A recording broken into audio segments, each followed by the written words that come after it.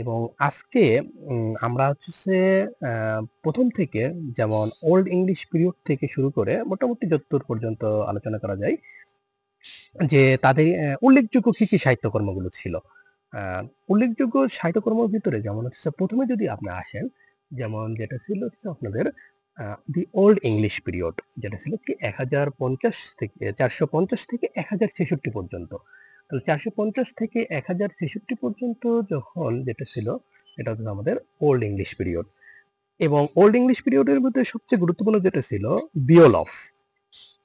এবং এক্ষেত্রে বিওলফটা সবচেয়ে গুরুত্বপূর্ণ ওই সময় কার সাহিত্যকর্মের ভিতরে, যেটা ছিল হচ্ছে first long poem in English. It is an epic heroic poem of 3000 lines. এটা খুবই গুরুত্বপূর্ণ যে ওই কবিতার প্রায় হতেছে, যেটা উল্লেখযোগ্য ছিল যে 3000 লাইন। এটা ছিল হচ্ছে first long poem of English, প্রায় 3000 লাইন। তাহলে চিন্তা করেন যে একটা ওল্ড ইংলিশ পিরিয়ডের ক্ষেত্রে যেটা হচ্ছে 3000 লাইনের একটা হতেছে কবিতা, তাহলে কবিতাটা কত বিশাল হইতে পারে। এবং তারপর যেটা ছিল ক্যাডমন। ক্যাডমন ছিল মেইনলি ইংরেজি ভাষার আদি কবি। এবং ক্যাডমনের সাহিত্যকর্মের ভিতরে যেটা মেইনলি যেটা বলা হয় যে early spot of first non poet in English literature, father of English secret song. এবং মেইনলি যেটা উল্লেখযোগ্য সাহিত্যকর্মের ভিতরে যদি তার থাকে, সেটা ওই সময় ছিল যেটা প্যারাফেস, জেনেসিস, এক্সোডিস এবং জুডি। এবং এটা ছিল হচ্ছে ওল্ড ইংলিশ পিরিয়ডের ক্যাডমন। ক্যাডমনের হচ্ছে তার হচ্ছে উল্লেখযোগ্য কিছু তার সাহিত্যকর্মের ভিতরে যেটা ছিল কেনিওলফ। কেনিওলফের ক্ষেত্রে উল্লেখযোগ্য অবদানগুলোর মধ্যে ছিল যেটা একটা হচ্ছে জুলিনা এবং দ্য ফেটস অফ দ্য অ্যাপোস্লেটস। মোটামুটি কেনিওলফ থেকে কম কোশ্চেন আসে। প্রথম দিকের গুলো হচ্ছে মেইনলি অতটা গুরুত্বপূর্ণ না যদিও। তারপরে যেটা ছিল saint venerable Bede, the father of learning অথবা doctor of chores, the first historian in English literature. এখান থেকে প্রশ্ন আসতে পারে যে first historian of English literature কাকে বলা হয়। ফার্স্ট হিস্টোরিয়ান অফ ইংলিশ লিটারেচারটা এক্ষেত্রে হচ্ছে উল্লেখযোগ্য অবদান। এরপর যেটা আসে যে king Alfred the great. King Alfred the গ্রেটের উল্লেখযোগ্য যে সাহিত্যকর্মগুলোর মধ্যে ছিল দ্য ল অফ গভর্নিং, তার উপাধি ছিল। এক্ষেত্রে যেটা মনে রাখবেন যে মেইনলি তার উপাধিটা কি ছিল, the law of governing force বলা হয়। তাহলে তো যেটা মেইনলি অ্যান্সার আসবে the founder of English course আসতে পারে, অথবা উপাধি ছিল দ্য ল অফ গভর্নিং। এটা ক্ষেত্রে উপাধিটা কার ছিল। মেইনলি প্রাচীন যুগের যে লেখকগুলো থেকে কোশ্চেন খুব কম আসে। কোশ্চেন মেইনলি আসা শুরু হয় হতেছে এলিজাবেথ পিরিয়ড থেকে, মিডল ইংলিশ পিরিয়ড থেকে, যেটা 1066 থেকে 1500 এডি পর্যন্ত যেটা। এবং ওই সময় যেটা ছিল মেইনলি 1066 থেকে 1500 খ্রিস্টাব্দ পর্যন্ত সময়কালকার ইংরেজি সাহিত্যের মধ্যযুগ যেটা বলা হয়, দ্য মিডল ইংলিশ পিরিয়ড। এটা হচ্ছে পিএসসিতে একবার আসছিল।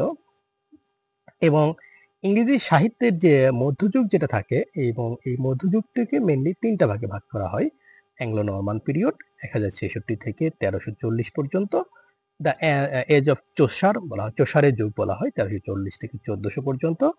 এবং ব্যারেন এজ বা ডার্ক এজ বা অন্ধকার যুগ যেটাকে বলা হয় 1400 থেকে 1500। খুবই গুরুত্বপূর্ণ যে অন্ধকার যুগটা হচ্ছে কত পর্যন্ত, কত সাল পর্যন্ত ছিল যেটা। এবং তারপরে যেটা আসে মেনলি এই 3টা মনে রাখলেই হবে। এরপর আসে যেমন তাদের সাহিত্যকর্মগুলো, যেমন জফরি চসার। এখন চসারের ক্ষেত্রে প্রথমে যেটা উল্লেখযোগ্য ছিল তাকে বলা হয় ফাদার অফ ইংলিশ লিটারেচার। খুব গুরুত্বপূর্ণ যে ফাদার অফ ইংলিশ লিটারেচার কাকে বলা হয়। যদি কোশ্চেন আসে ফাদার অফ ইংলিশ লিটারেচার হচ্ছে আমাদের জফরি চসার। চসারকে বলা হয় ফাদার অফ ইংলিশ লিটারেচার। এবং father of modern English poetry, Geoffrey চসারের ক্ষেত্রে ফাদার অফ ইংলিশ লিটারেচার, এবং সেকেন্ড যেটা সে হচ্ছে father of modern English poetry. এখন তার উল্লেখযোগ্য অবদানগুলো কি কি ছিল, যেমন the Canterbury Tales. The Canterbury Tales হচ্ছে তার একটা মেন উল্লেখযোগ্য ছিল। এবং তার একটা উল্লেখযোগ্য কোটেশন ছিল, যেমন time and tide wait for no man. খুবই গুরুত্বপূর্ণ। তাহলে এটা জফরি চসার। তাহলে time and tide wait for no man, এটা হচ্ছে যেটা মেনলি জফরি চসার। এবং মিডল ইংলিশ পিরিয়ড যেটা ছিল জন উইক্লিফ। একে বলে father of English poets. Translate the Bible, এখানে মেনলি যেটা পিএসসি এডিতে আসছিল যে translate the Bible, Bible translate কে করেন, তাহলে হচ্ছে এটা মনে রাখবেন যে জন উইক্লিফ। এরপর আসে যেটা স্যার থমাস মরলে। মরলের তার বিখ্যাত এবং গদ্য গ্রন্থ ছিল যে মর্টে দ্য আর্থার। মর্টে দ্য আর্থার যে লেখক উনি হচ্ছে কি স্যার থমাস মরলে, এবং মেইনলি মর্টে দ্য আর্থার এবং কবিতাটি আবার লিখেছেন ভিক্টোরিয়ান যুগের কবি কিন্তু আলফ্রেড টেনিসন। তাহলে এক্ষেত্রে যদি কবিতার কথা যদি আসে তাহলে হচ্ছে আলফ্রেড ডি টেনিসন আসবে। এবং ড্যান্টি যেটা লিখছেন দ্য ডাভিন কমেডি। জাস্ট মোটামুটি দ্য মিডিল ইংলিশ পিরিয়ড থেকে এতটুকু বললে এনাফ। আজকের ভিডিও পর্যন্তই।